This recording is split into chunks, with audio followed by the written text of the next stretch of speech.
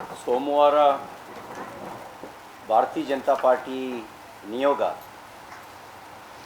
ರಾಜ್ಯ ಬಿಜೆಪಿಯ ಅಧ್ಯಕ್ಷರು ಮತ್ತು ಇಬ್ಬರು ವಿಪಕ್ಷ ನಾಯಕರುಗಳನ್ನು ಒಳಗೊಂಡಿರ್ತಕ್ಕಂಥ ಒಂದು ತಂಡ ದಕ್ಷಿಣ ಕನ್ನಡ ಜಿಲ್ಲೆಗೆ ಭೇಟಿ ಕೊಟ್ಟು ಇತ್ತೀಚೆಗೆ ಸುಹಾಸ್ ಶೆಟ್ಟಿ ಹತ್ಯೆ ಇರ್ಬೋದು,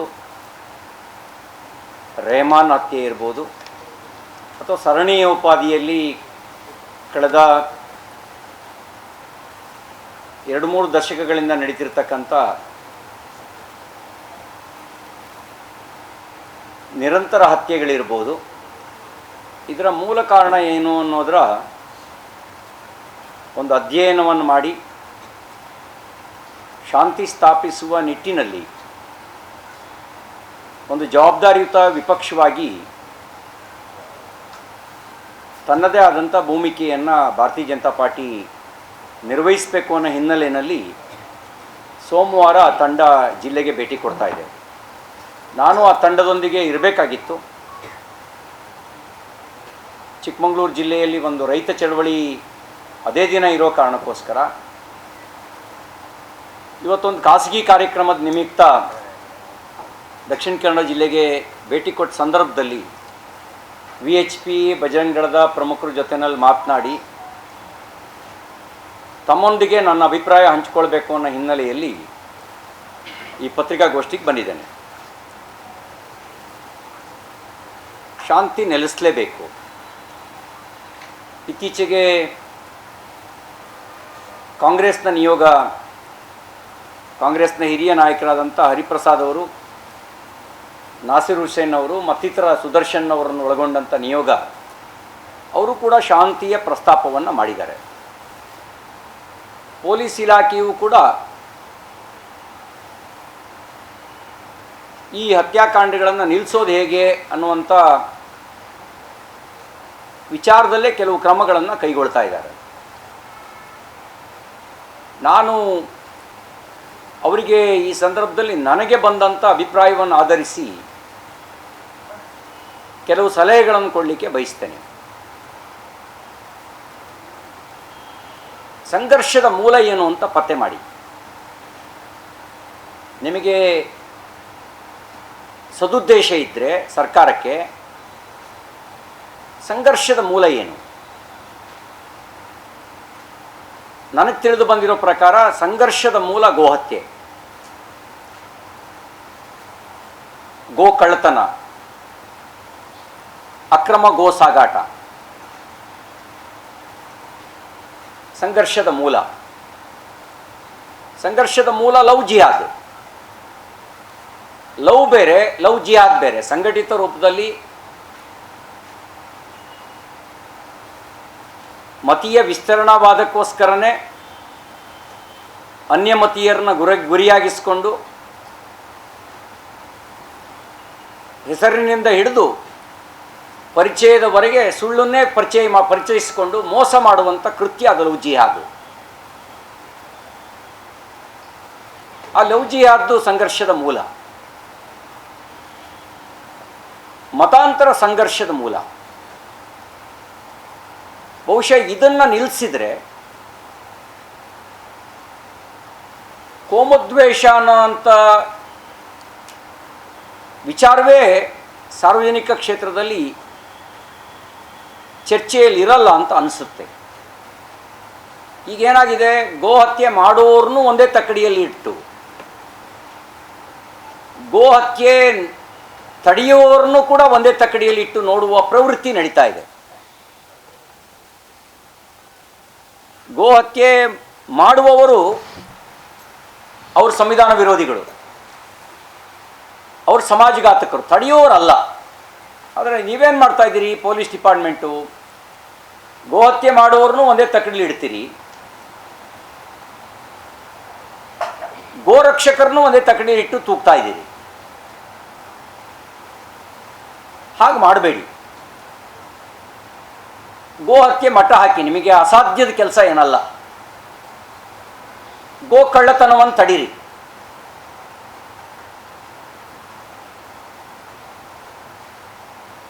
ಲವ್ ಜಿಹಾದ್ ಅದಕ್ಕೆ ಸಂಘಟಿತ ರೂಪದಲ್ಲಿ ಬೆಂಬಲಿಸುವಂಥ ಎಕೋಸಿಸ್ಟಮ್ನ ಡೆಸ್ಟ್ರಾಯ್ ಮಾಡಿ ಸಾವಿರಾರು ಕುಟುಂಬಗಳ ನೆಮ್ಮದಿ ಕಳ್ಕೊಂಡಿದ್ದಾವೆ ಕುಟುಂಬಗಳು ಈ ಲವ್ ಜಿಹಾದಿಂದ.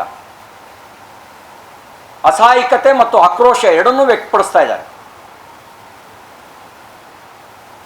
ಅವರಿಗೆ ಆರ್ಗನೈಸ್ಡ್ ಆಗಿ ಸಪೋರ್ಟ್ ಮಾಡುವಂಥ ಎಕೋಸಿಸ್ಟಮು ಕನ್ವರ್ಷನ್ ಮಾಡಲಿಕ್ಕೋಸ್ಕರನೇ ತಯಾರಿಸ್ಕೊಂಡಿರ್ತಕ್ಕಂಥ ವ್ಯವಸ್ಥೆ ಇದೆಯಲ್ಲ, ಅದನ್ನು ನೀವು ಮಟ್ಟ ಹಾಕಿ. ಆ ಲವ್ ಜಿಹಾದ್ನ ಕಾರಣಕ್ಕೆ ಜಗಳ ನಿಂತೋಗುತ್ತೆ, ಗೋಹತ್ಯೆ ಕಾರಣಕ್ಕೆ ಸಂಘರ್ಷ ನಿಂತು ಹೋಗುತ್ತೆ.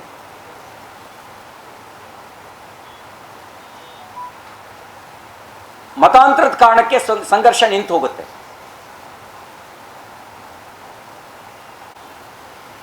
ಇನ್ನು ಕೆಲವು ಸಂಘಟನೆಗಳು, ಈಗ ನಮ್ಮ ಪ್ರಧಾನಮಂತ್ರಿಗಳು 2047ಕ್ಕೆ ಭಾರತ ಒಂದು ವಿಕಸಿತ ಭಾರತ ಆಗಬೇಕು,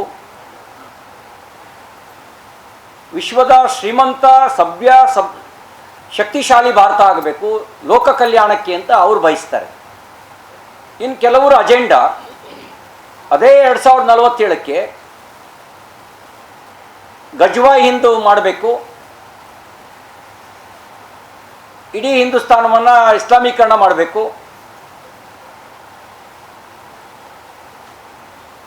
ಅದಕ್ಕಾಗಿ ಜಿಹಾದ್ ನಡೆಸಬೇಕು ಅಂಥೇಳಿ ಅಜೆಂಡಾ ರೂಪಿಸಿಕೊಂಡು ಸಿಮಿ ಅಂತ ಸಂಘಟನೆಗಳು,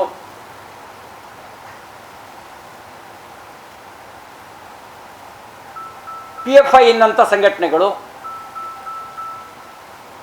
ನಿಷೇಧಿತ ಇಂಡಿಯನ್ ಮುಜಾಹಿದ್ ಅಂತ ಸಂಘಟನೆಗಳು ಅಜೆಂಡಾ ಇಟ್ಕೊಂಡು ಕಾರ್ಯನಿರ್ವಹಿಸ್ತಾ ಇದ್ದಾವೆ. ಸಂಘರ್ಷ ಈ ಕಾರಣಕ್ಕೆ. ಇದನ್ನು ಆಳುವವರು ಅರ್ಥ ಮಾಡ್ಕೊಳ್ಬೇಕಾದಂಥ ಅವಶ್ಯಕತೆ ಇದೆ. ಇನ್ನು ಇವರಿಗೆ ಸುಲಭದಲ್ಲಿ ಹಣದ ಮೂಲ ಯಾವುದು? ಕೆಲವರು ಮತೀಯ ಕಾರಣಕ್ಕೆ ಹಣವನ್ನು ಸ್ಪಾನ್ಸರ್ ಮಾಡ್ತಾರೆ. ಇನ್ನು ಬಹುತೇಕ ಹಣದ ಮೂಲ ಗಾಂಜಾ, ಡ್ರಗ್ಸ್, ಬೆಟ್ಟಿಂಗ್ ದಂಧೆ, ಇಲ್ಲಿಗಲ್ ಮೈನಿಂಗು ಅಂದರೆ ಮರಳು ದಂಧೆ. ಈ ಥರದ ಅನಧಿಕೃತ ಮೂಲಗಳು ಈ ಎಲ್ಲ ಅನೈತಿಕ ಚಟುವಟಿಕೆಗಳಿಗೆ, ಸಮಾಜಘಾತಕ ಚಟುವಟಿಕೆಗಳಿಗೆ ಹಣಕಾಸಿನ ಸಹಾಯವನ್ನು ಮಾಡ್ತವೆ.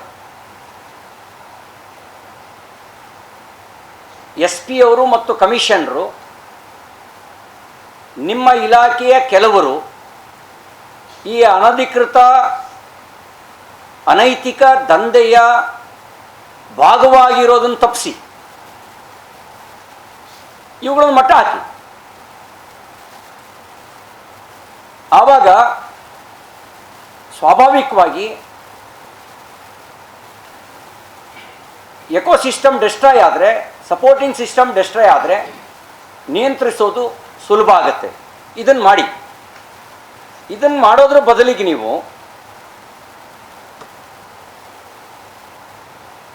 ಸಜ್ಜನರನ್ನ ದುರ್ಜನರನ್ನ ಒಂದೇ ತಕ್ಕಡಿಲಿಟ್ಟು ತೂಗ್ತಾ ಇದ್ದೀರಿ. ರಾಷ್ಟ್ರಭಕ್ತರನ್ನ, ರಾಷ್ಟ್ರಘಾತಕರನ್ನ ಒಂದೇ ತಕ್ಕಡಿಲಿ ತೂಗ್ತಾ ಇದ್ದೀರಿ. ಇದು ವರ್ತಮಾನ ಮತ್ತು ಭವಿಷ್ಯಕ್ಕೆ ಮಾರಕ ಆಗತ್ತೆ. ನಾನು ಕೇಳಿದೆ, 80 ವರ್ಷದ ಪೂವಪ್ಪ, ಅವ್ರ ಮನೆಗೆ ಹೋಗಿ ಫೋಟೋ ತೆಗೋತೀರಿ, ನಿಮ್ಮ ಬಗ್ಗೆ ಏನು ಅಭಿಪ್ರಾಯ ಬರುತ್ತೆ?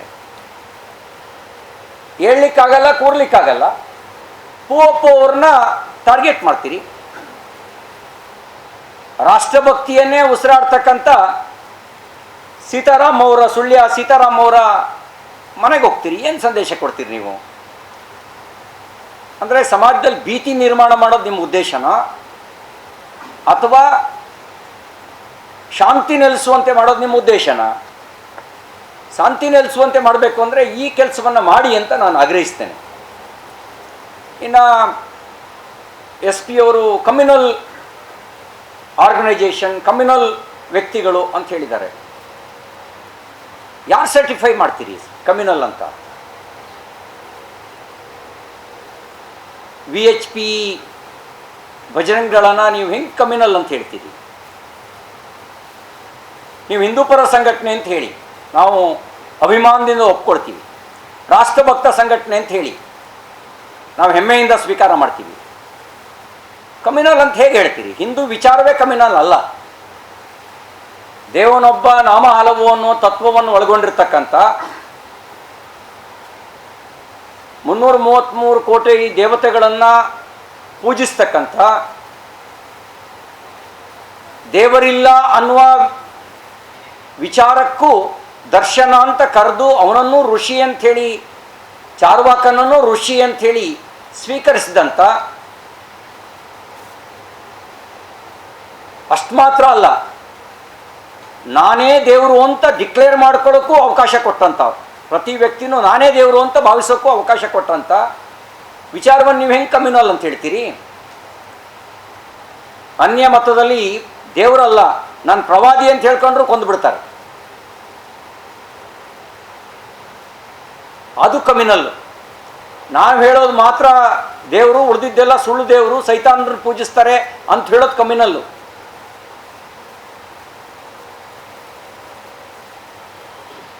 ಫೇಸ್ಬುಕ್ಕು, ವಾಟ್ಸಪ್ಪು ರಿಯಾಕ್ಷನ್ಗೆ ಆಕ್ಷನ್ ತಗೋತಾ ಇದ್ದೀರಿ, ಸಂತೋಷ. ಕೋಮುವಾದವನ್ನೇ ಬಿತ್ತತಕ್ಕಂಥ, ದ್ವೇಷವನ್ನೇ ಬಿತ್ತತಕ್ಕಂಥ ಮತಗ್ರಂಥಗಳ ಮೇಲೆ ಯಾವಾಗ ಆಕ್ಷನ್ ತಗೋತೀರಿ? ಮೂಲ ಅಲ್ಲಿದೆಯಲ್ಲ. ಆ ಮತಗ್ರಂಥಗಳು ಕೋಮುವಾದವನ್ನೇ ಬಿತ್ತವೆ, ದ್ವೇಷವನ್ನೇ ಬಿತ್ತವೆ, ಜಿಹಾದಿ ಕರೆ ಕೊಡ್ತವೆ. ಕಾಫಿರ್ ಅಂಕೋ ಮಾರೋ ಅಂತ ಹೇಳ್ತಾರೆ. ಕಾಫಿರ್ ಯಾರು ಅನ್ನೋದಕ್ಕೂ ಕೂಡ ಭಾಳ ಸ್ಪಷ್ಟವಾಗಿರ್ತಕ್ಕಂಥ ವಿಮರ್ಶೆ ಮಾಡಿಬಿಟ್ಟಿದ್ದಾವೆ. ಇವನನ್ನು ನಂಬದೇ ಇರೋರೆಲ್ಲ ಕಾಫಿರ್ರು ಅಂಥೇಳಿ. ಆ ಮತಗ್ರಂಥಗಳ ಮೇಲೆ ಕ್ರಮ ತಗೊಂಡ್ರೆ ಬರೀ ಭಾರತದಲ್ಲ, ಜಗತ್ತಿನಲ್ಲೇ ಶಾಂತಿ ನೆಲೆಸುತ್ತೆ. ಅದನ್ನ ಯಾವಾಗ ಕ್ರಮ ತಗೊಳ್ತೀರಿ? ಅದಕ್ಕೆ ನಾನು ಕಾಂಗ್ರೆಸ್ನ ಮುಖಂಡರಿಗೆ, ನೀವು ಮತ ಬ್ಯಾಂಕ್ ರಾಜಕಾರಣ ಮಾಡಬೇಡಿ. ಅವ್ರಿಗೆ ಹೇಳಕ್ಕೆ ಬಯಸೋದು, ನೀವು ಮತ ಬ್ಯಾಂಕ್ ರಾಜಕಾರಣ ಮಾಡಬೇಡಿ.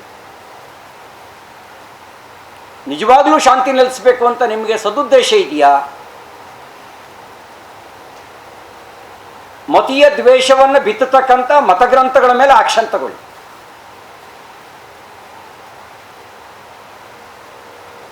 ನಿಷೇಧಿಸಿ ಆ ಮತಗ್ರಂಥಗಳನ್ನು. ಧೈರ್ಯ ಇದೆಯಾ ಅದನ್ನು ಹೇಳೋಕ್ಕೆ? ಸತ್ಯ ಹೇಳೋಕ್ಕೆ ಧೈರ್ಯ ಇದೆಯಾ? ಈ ಪ್ರಶ್ನೆಯನ್ನು ನಾನು ಕೇಳಲಿಕ್ಕೆ ಬಯಸ್ತೇನೆ.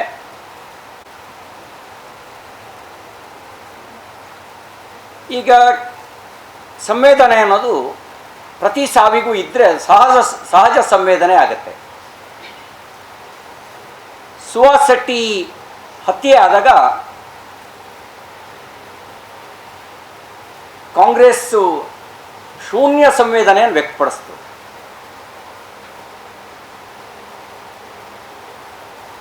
ನಾನು ತಿಳಿದು ಬಂದಂತೆ ಸುಹಾಸ್ ಶೆಟ್ಟಿಯ ಕುಟುಂಬದ ಹಿನ್ನೆಲೆ 5-6 ದಶಕಗಳ ಕಾಲ ಕಾಂಗ್ರೆಸ್ಸನ್ನೇ ಸಮರ್ಥಿಸಿದ ಕುಟುಂಬ ಅದು. ಅವರ ಅಜ್ಜ ಭೈರಾ ಶೆಟ್ಟಿ ಇಂದಿರಾ ಗಾಂಧಿಯವ್ರ ಹತ್ಯೆ ಆದಾಗ ಇಂದಿರಾ ಗಾಂಧಿಯವ್ರ ಅಂತಿಮ ದರ್ಶನ ಮಾಡೋದಕ್ಕೆ ಡೆಲ್ಲಿಗೆ ಹೋಗಿದ್ರಂತೆ. ಅಷ್ಟು ಅಭಿಮಾನಿ, ಇಂದಿರಾ ಗಾಂಧಿ ಅಭಿಮಾನಿ. ಅವ್ರ ಮಾವ ಮೋಹನ್ ಶೆಟ್ರು ರಮಾನಾಥ್ ರೈಯವರ ಪಕ್ಕಾ ಶಿಷ್ಯ ಅಂತೆ. ಆ ಕುಟುಂಬದ ಹಿನ್ನೆಲೆ. ಆ ಕಾರಣಕ್ಕಲ್ಲದೆ ಇದ್ದರೂ ಮಾನವೀಯ ನೆಲೆಗಾದರೂ ನಿಮಗೆ ಸಂವೇದನೆ ವ್ಯಕ್ತಪಡಿಸಬೇಕಾಗಿತ್ತು. ನೀವು ವ್ಯಕ್ತಪಡಿಸಲಿಲ್ಲ. ನಿಮಗೆ ರೆಹಮಾನ್ ಹತ್ಯೆ ಹೇಗೆ ಹತ್ಯೆಯಾಗಿ ಕಾಣುತ್ತೋ ಸುಹಾಸ್ ಶೆಟ್ಟಿ ಹತ್ಯೆಯೂ ಹತ್ಯೆಯಾಗಿ ಕಾಣಬೇಕಾಗಿತ್ತು. ಈ ವಿಷಯದಲ್ಲಿ ನೀವು ಮತ ಬ್ಯಾಂಕ್ ರಾಜಕಾರಣ ಮಾಡ್ತಾ ಇದ್ದೀರಿ ಅಂತ ಅನ್ನುವ ಭಾವನೆ ಉಳಿದ ಎಲ್ರಿಗೂ ಇದೆ. ಇನ್ನು ಪರಿಹಾರದ ಘೋಷಣೆನೂ ನೋಡಿ, ಕ್ರಿಮಿನಲ್ಲು, ರೌಡಿ ಲಿಸ್ಟ್ರು ಇತ್ಯಾದಿ ಎಲ್ಲ ಜಿಲ್ಲಾ ಉಸ್ತುವಾರಿ ಸಚಿವರು ಸುಹಾಸ್ ಶೆಟ್ಟಿ ಬಗ್ಗೆ ಹೇಳಿದ್ದನ್ನು ನಾನು ಕೇಳಿದೆ. ಕಬೀರ್ ಹಲವಾರು ಪೊಲೀಸ್ ಠಾಣೆ ಮೇಲೆ ದನ ಕಳ್ಳತನದ ಕೇಸು ದಾಖಲಾಗಿದ್ದಂಥ ಒಬ್ಬ ವ್ಯಕ್ತಿ ಕಬೀರು ಪೊಲೀಸ್ ಎನ್ಕೌಂಟ್ರಲ್ಲಿ ಸತ್ತಿದ್ದು. ನವೀನ್ ನಾಯಕ್ ಅಂತಕ್ಕಂಥವರು ನಕ್ಸಲ್ ಸ್ಕ್ವಾಡ್ನಲ್ಲಿ ಅವರಲ್ಲಿ ತಪಾಸಣೆಯಲ್ಲಿದ್ದ ಸಂದರ್ಭದಲ್ಲಿ ಇವನು ಅವ್ರ ಮೈ ಮೇಲೆ ವಾಹನ ನುಗ್ಗಿಸ್ಕೊಂಡು ಹೋಗಕ್ಕೆ ಬಂದಾಗ ಎನ್ಕೌಂಟ್ರ್ ಮಾಡೋದು ಸತ್ತೋದ. ಅವನು ನಕ್ಸಲ್ ಅಂತ ಅಂದ್ಕೊಂಡು ಹೊಡೆದಿದ್ದು. ಅವರಿಗೆ ಇವನ್ ಬ್ಯಾಕ್ಗ್ರೌಂಡು ಗೊತ್ತಿರಲಿಲ್ಲ. ನೀವೇನು ಮಾಡಿದ್ರಿ? ನವೀನ್ ನಾಯಕನನ್ನು ಜೈಲಿಗೆ ಕಳಿಸಿದ್ರಿ. ಕಬೀರ್ನ ಮನೆಗೆ ಬಂದು ಕಣ್ಣೀರು ಹಾಕಿ ಸರ್ಕಾರ ಪರಿಹಾರ ಕೊಟ್ರಿ, 10 ಲಕ್ಷ ರೂಪಾಯಿ ಪರಿಹಾರ ಕೊಟ್ರಿ. ನಮ್ಮ ರಾಜ್ಯದ ಇತಿಹಾಸದಲ್ಲಿ ಪೊಲೀಸ್ ಎನ್ಕೌಂಟ್ರಲ್ಲಿ ದನಗಳ ಸತ್ತಾಗ ಪರಿಹಾರ ಕೊಟ್ಟು ಉದಾಹರಣೆ ಇರಲಿಲ್ಲ. ಈಗ ನಮ್ಮ ದಿನೇಶ್ ಗುಂಡೂರಾವ್ ಇರೋರು ಪ್ರತಿನಿತ್ಯ ಅವ್ನು ರೌಡಿ ಲಿಸ್ಟ್ರು ನಾನು ಯಾಕೆ ಹೋಗಬೇಕು ಅಂತ ಹೇಳಿದ್ರಿ. ನಿಮ್ಮ ಸರ್ಕಾರ ಹೇಗೆ ತಾರತಮ್ಯ ಮಾಡಿತ್ತು ಅನ್ನೋದಕ್ಕೆ ಇದೊಂದು ಉದಾಹರಣೆ. ಏನು ರೆಹಮಾನ್ ಹತ್ಯೆ ಯಾವ ಕಾರಣಕ್ಕಾಗಿದೆ ಅನ್ನೋದು ತನಿಖೆ ನಂತರ ಹೊರಗೆ ಬರಬೇಕು. ಕೆಲವರು ಹೇಳೋ ಪ್ರಕಾರ ವ್ಯಕ್ತಿಗತ ಕಾರಣ ಸೇರಿದೆ ಅಂತ ಹೇಳ್ತಾರೆ. ತನಿಖೆ ಹೊರಗೆ ಬರಬೇಕು. ನಾನು ತನಿಖೆ ಆಗದೆ ಹೇಳಕ್ಕೆ ಬರಲ್ಲ. ಇನ್ನು ಕೆಲವರು ಹೇಳ್ತಾರೆ ರೆಹಮಾನ್ ಕುಟುಂಬಕ್ಕೆ ಸಮಗ್ರ ಮಾಹಿತಿ ಇದೆ, ಯಾಕೆ ಹತ್ಯೆ ಆಯಿತು ಅನ್ನೋದನ್ನು ಹೇಳ್ತಾರೆ. ಇದು ತನಿಖೆ ನಂತರ ಹೊರಗೆ ಬರಬೇಕಾಗಿರೋ ಸಂಗತಿ. ಆದರೆ ತನಿಖೆಗೆ ಮೊದಲೇ ನೀವು VHP ಮೇಲೆ ಆರೋಪ ಮಾಡ್ತೀರಿ, ಬಜರಂಗಳದ ಮೇಲೆ ಆರೋಪ ಮಾಡ್ತೀರಿ. ಬಜರಂಗಳ ಮತ್ತು VHP ಪ್ರಮುಖರನ್ನ ಈ ಕೇಸ್ನಲ್ಲಿ ಸಿಲುಕಿಸಬೇಕು ಅಂತ ಒತ್ತಡ ಹೇರ್ತೀರಿ. VHP ಬಜರಂಗಳದ ಮುಖಂಡರುಗಳ ಮನೆಗೆ ನೈಟ್ ರೈಡ್ ಮಾಡ್ತೀರಿ. ಇದು ಒಪ್ಪುವ ಸಂಗತಿ ಅಲ್ಲ. ತನಿಖೆಯಲ್ಲಿ ಯಾರು ತಪ್ಪು ಮಾಡಿದ್ದಾರೆ ಅವ್ರ ಮೇಲೆ ಕ್ರಮ ಆಗಲಿ. ಕಾನೂನು ಎಲ್ರಿಗೂ ಒಂದೇ. ಆದರೆ ಆ ನೆಪದಲ್ಲಿ ಸಂಘಟನೆಯನ್ನು ಟಾರ್ಗೆಟ್ ಮಾಡೋದು, ಸಂಘಟನೆಯನ್ನು ಮುಗಿಸ್ತೀವಿ ಅನ್ನುವಂಥ ಯೋಜನೆ ರೂಪಿಸೋದು ಅದು ಸಾಧ್ಯವೂ ಇಲ್ಲ. ಅದಕ್ಕೆ ಅವಕಾಶವನ್ನು ನಾವು ಕೊಡಲ್ಲ. ಅದಕ್ಕೆ ನಾನು ಆಗ್ರಹಿಸೋದೇನು ಅಂದರೆ, ನಿಮಗೆ ಸದುದ್ದೇಶ ಇದ್ದರೆ ಶಾಂತಿ ನೆಲೆಸಬೇಕು, ಶಾಂತಿ ಸ್ಥಾಪಿಸಬೇಕು ಅಂಥೇಳಿ ನಾನು ಹೇಳಿದ ವಿಚಾರಗಳ ಕಡೆಗೆ ಆದ್ಯ ಗಮನವನ್ನು ಕೊಡಿ. ಮತ್ತು ನಾನು ಹೇಳಿದ ಸಂಗತಿಯನ್ನು ವಿಮರ್ಶೆ ಮಾಡಿ. ಮತಗ್ರಂಥಗಳು ಜಾಗತಿಕ ಕ್ಷೋಭೆಗೆ, ಭಯೋತ್ಪಾದನೆಗೆ ಎಷ್ಟು ಕಾಂಟ್ರಿಬ್ಯೂಷನ್ ಮಾಡಿದ್ದಾವೆ ಅನ್ನೋದನ್ನು ವಿಮರ್ಶೆ ಮಾಡಿ. ತಾಕತ್ತಿದ್ರೆ ಅದ್ರ ವಿರುದ್ಧ ಧ್ವನಿ ಎತ್ತಿ. ಆಗ ಕಮ್ಯುನಲ್ ಯಾರು ಅನ್ನೋದು ಸತ್ಯ ಅರ್ಥ ಆಗುತ್ತೆ. SP ಅವರೇ, ಕಮ್ಯುನಲ್ ಅನ್ನೋದರ ಡೆಫಿನೇಷನ್ನು ಭಾರತದ ದರ್ಶನಗಳಲ್ಲಿ ಹುಟ್ಟಿಲ್ಲ. ಯಾಕೆಂದರೆ ಇಲ್ಲಿ ಆ ದರ್ಶನಗಳಿಗೆ ಅವಕಾಶವೇ ಕೊಟ್ಟಿಲ್ಲ. ಇಲ್ಲಿ ಇಂಟಾಲರೆನ್ಸ್ ಅನ್ನೋದಿಲ್ಲ. ವ್ಯಕ್ತಿಗತ ಜಗಳ ಇರ್ಬೋದು, ಆದರೆ ವೈಚಾರಿಕವಾಗಿರ್ತಕ್ಕಂಥ ಇಂಟಾಲರೆನ್ಸಿಗೆ ಇಲ್ಲಿ ಅವಕಾಶನೇ ಕೊಟ್ಟಿಲ್ಲ ನಮ್ಮದು ಆ ಭಾರತೀಯ ದರ್ಶನಗಳು. ಯಾವ ಪರಕೀಯ ಮತೀಯ ಗ್ರಂಥಗಳು ಇಂಟಾಲರೆನ್ಸನ್ನು ಬಿತ್ತಾ ಇದ್ದಾವೆ ಅದನ್ನು ನಿಷೇಧ ಮಾಡೋದಕ್ಕೆ ನೀವು ಶಿಫಾರಸು ಮಾಡಿ. ಆಗ ಸದುದ್ದೇಶ ಇದೆ ಅನ್ನೋದು ಅರ್ಥ ಆಗುತ್ತೆ ಅಂತಕ್ಕಂಥ ಮಾತನ್ನು ಈ ಸಂದರ್ಭದಲ್ಲಿ ಹೇಳಲಿಕ್ಕೆ ಬಯಸ್ತೇನೆ. ಅದೇ ನೋಡಿ, ಶುಕಾಂತ್ ಶೆಟ್ಟಿ ಹತ್ಯೆ ಆಯಿತು, ಪ್ರಶಾಂತ್ ಪೂಜಾರಿ ಹತ್ಯೆ ಆಯಿತು. ಅವರೇನೋ ಇಬ್ಬರು ಸಂಘಟನೆಯಲ್ಲಿದ್ದರು. ಶರತ್ ಮಡಿವಾಳ ಆಗಲಿ, ದೀಪಕ್ ರಾವ್ ಆಗಲಿ, ರಾಜು ಮೊಗವೀರ್ ಆಗಲಿ, ನರಸಿಂಹ ಶೆಟ್ಟಿಗಾರರಾಗಲಿ, ಅವ್ರಿಗೆ ಒಬ್ಬನ ನಾಮ ಇಟ್ಟಿದ್ದ ಅಂತ ಕೊಂದಾಕಿದ್ರು, ಇನ್ನೊಬ್ಬನಿಗೆ ಕೇಸರಿ ಪಂಚೆ ಕಟ್ಕೊಂಡಿದ್ದ ಅಂತ ಕೊಂದಾಕಿದ್ರು. ಈ ಥರದವ್ರನ್ನು ಕೊಂದಾಗ ಶೂನ್ಯ ಸಂವೇದನೆಯನ್ನು ಯಾಕೆ ವ್ಯಕ್ತಪಡಿಸಿದ್ರಿ ಅನ್ನುವ ಮಾತನ್ನು ಈ ಸಂದರ್ಭದಲ್ಲಿ ಹೇಳ್ತಾ, ನಿಮಗೆ ನಿಜವಾಗ್ಲೂ ಸದುದ್ದೇಶ ಇದ್ದರೆ ಈ ಹಿನ್ನೆಲೆಯಲ್ಲಿ ಕೆಲಸ ಮಾಡಿ ಅಂತ ಹೇಳಿಕ್ಕೆ ಬಯಸ್ತೇನೆ. ಇನ್ನೊಂದು, ಸ್ವತಃ ನಾಸೀರ್ ಹುಸೇನ್ ರಾಜ್ಯಸಭೆ ಚುನಾವಣೆ ಗೆದ್ದಾಗ ಅವರ ಸಮರ್ಥನೆಗೆ ಬಂದವರು ಪಾಕಿಸ್ತಾನ್ ಜಿಂದಾಬಾದ್ ಅಂತ ಕೂಗಿದ್ರು. ಕೇಸ್ ದಾಖಲಾಗಿದೆ. ವಿಧಾನಸೌಧದ ಒಳಗೆ, ಆಡಳಿತದ ಶಕ್ತಿ ಕೇಂದ್ರದ ಒಳಗೆ ಪಾಕಿಸ್ತಾನ್ ಜಿಂದಾಬಾದ್ ಅಂತ ಕೂಗಿದ್ರು. ಅವ್ರು ಯಾರು ಅಂದರೆ ನಾಸೀರ್ ಹುಸೇನ್ ಸಮರ್ಥಕರು. ನೀವು ಇವತ್ತಿನವರೆಗೂ CID ಮುಂದೆ ಎನ್ಕ್ವೈರಿಗೆ ಹೋಗಿ ಸ್ಟೇಟ್ಮೆಂಟ್ ಕೊಡಲಿಲ್ಲ. ನೀವು ತಮ್ಮ ಬೆಂಬಲಿಗರ ಕೃತ್ಯವನ್ನು ಖಂಡಿಸಲಿಲ್ಲ. ನಿಮ್ಮ ದೇಶಭಕ್ತಿಯ ಪ್ರಕಟೀಕರಣ ಮಾಡಲೇ ಇಲ್ಲ. ನೀವು ಆ ಬೆಂಬಲಿಗರ ಕೃತ್ಯವನ್ನು ಖಂಡಿಸಿ ಮಾಡಬೇಕಾಗಿತ್ತು. ನೀವು ಇಲ್ಲಿಗೆ ಬಂದಿದ್ದೀರಿ. ನೀವು ಕೊಡೋ ರಿಪೋರ್ಟು ಎಷ್ಟು ಪ್ರಾಮಾಣಿಕವಾದ ರಿಪೋರ್ಟ್ ಇರುತ್ತೆ ಅನ್ನೋದು ಕೂಡ ಒಂದು ಸಂಶಯಕ್ಕೆ ಕಾರಣ ಆಗಿದೆ. ಕಾಂಗ್ರೆಸ್ಸು ಇವ್ರನ್ನೇ ಕಳಿಸ್ಬಿಟ್ಟಿದೆ ಇಲ್ಲಿಗೆ, ಅದು ಒಂದು ಸಂಶಯಕ್ಕೆ ಕಾರಣ ಆಗಿದೆ. ನಿಖರ ಸುದ್ದಿ, ಸದಭಿರುಚಿಯ ಕಾರ್ಯಕ್ರಮ. ನೀವು ನೋಡ್ತಾ ಇದ್ದೀರಾ ಕಹಳೆ ನ್ಯೂಸ್, ಸಮಾಜದ ಜಾಗೃತಿಗಾಗಿ ವಸ್ತುನಿಷ್ಠ ವರದಿ.